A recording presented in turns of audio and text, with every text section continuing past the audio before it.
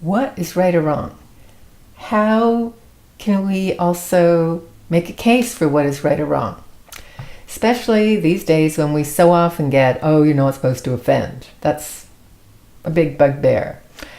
And what I want to do is give you my 3 favorite words, my 3 favorite tools. One of them is the word harm. It's John Stuart Mill, 19th century British philosopher, who coined, among many other things, the harm principle.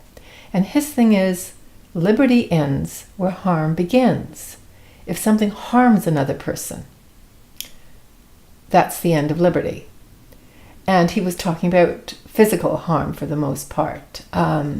He wasn't talking about hurt feelings. Then, from that, he did go on to talk about offense, because in Britain in the 19th century, people were offended about just about anything. You know, you can't use those words, you can't do this and that. So many things were offensive. And his thing was, no, offense doesn't work.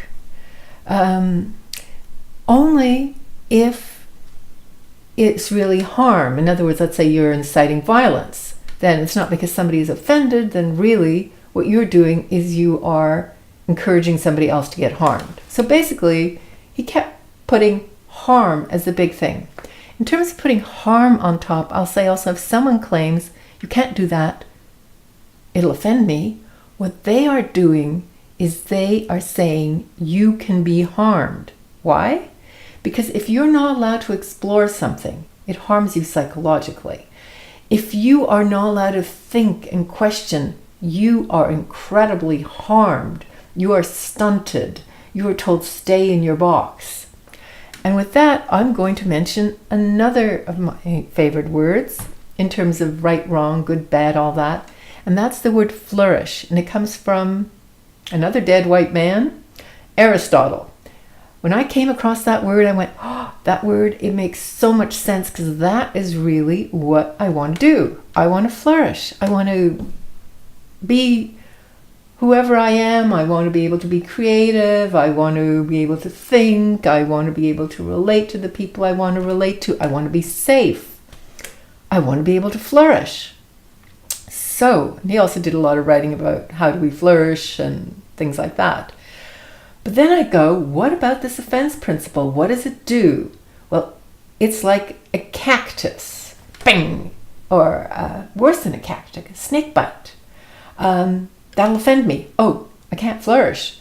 I was going to go and read your religious text, and I come across the fact that, you know, it's noted several times that the earth is flat, or the sun sets in a pool of muddy water, and it really doesn't go with what I know of reality. Oh, you're not allowed to ask any questions. Well, how can I flourish in a world like that? It's against the equality of women. How can I as a woman flourish in a world where women don't have equality?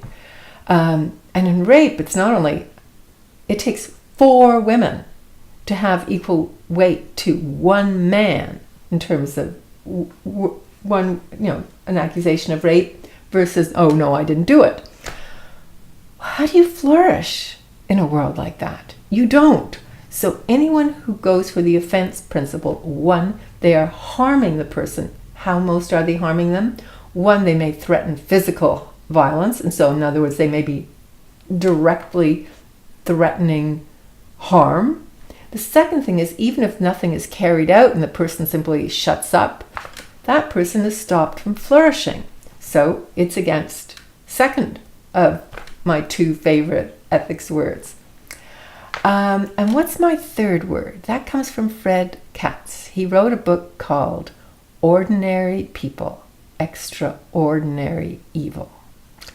And how does that get to anything in there? Well, what he found is that a major difference between the people who were ordinary in response to horror and extraordinary responded quickly.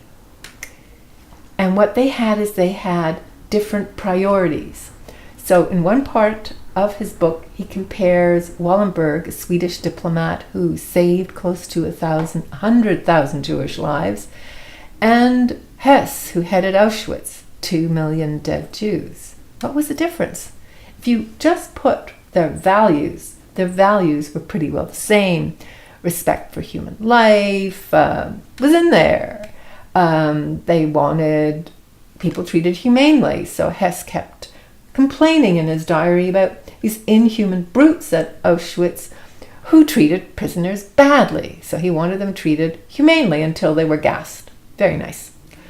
What was really different between Hess and Wallenberg is Wallenberg's top priority was human life. And it was about, for Hess, I don't know, 9, 11. Top priorities were obedience to authority, getting praised for doing a good job by the Nazis. And how do you do a good job by the Nazis? Well, you gas 2 million Jews, or, you get tremendous praise. So priorities are incredibly important. How does that fit in with offense? Well, I don't really want to offend somebody, but how high is it on my list of priorities? Well, it's more important to me that I flourish than that I don't offend somebody. It's more important to me that I am not harmed than that you're not offended. It's more important to me that other people flourish, that the entire West flourishes, instead of that we hold ourselves scared. No, we can't say that, we can't think that, etc. Because, there's some people over there who might get offended. An incredible harm happens when we, cut ourselves in, and instead of saying, this offense thing does not work. So in England, in one town, I believe 1,400 girls, it's been documented, were groomed by rape gangs, Islamic rape gangs. How did that happen? Well, social workers and the police didn't want to be called racist because they knew they would be called racist and Islamophobic, etc. And they did not want to be charged. So what do we have? We had grooming gangs going on year after year after year. And of course the Islamics were not offended, but the girls were harmed. So harm should have been what counted. Instead, they didn't want to offend, but let's actually go back to something else. I think they were scared. It's not that they didn't want to offend. So another important thing is truth, valuing truth and facts. Everyone knows that you can make a little statuette of Jesus, put it in a vial, add some human urine, stomp it up, and you can call it art. If you did that with a drawing of Muhammad, one, you're not allowed to draw him, but anyhow, you'd have millions marching, you might be dead, etc. So in other words, people don't really care about offending Muslims, Islamics, etc. They're afraid. So harm is important. Then we have flourishing, which is important. Having our priorities right, which is important. And then it's recognizing if we are afraid and acting against the fear, dealing with the fear. Otherwise, we do not flourish. We harm, we allow harm to happen, and our priorities are all screwed up because we may give lip service to human rights and all that kind of stuff. And we're dangerous to the people who are vulnerable. We're dangerous to our society. We're dangerous to the children and grandchildren in our society. We are pro-harm, anti-flourishing, not overtly, but that is what we do if we stay with fear, usually unacknowledged fear. And I'm going to give one last thing. That again is from Fred Katz.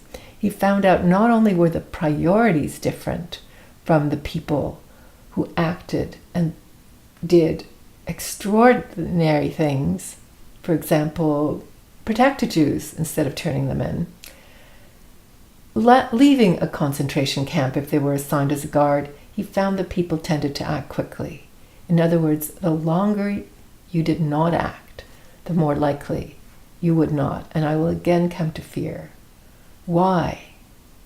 If you did not like what was happening in a concentration camp and you did not speak out on the first day, day after day, you'd be stuck in your fear, not acting in the fear. So important, in fact, to act quickly. And if you have not acted quickly and know you should, get some help so you act. Take the first step.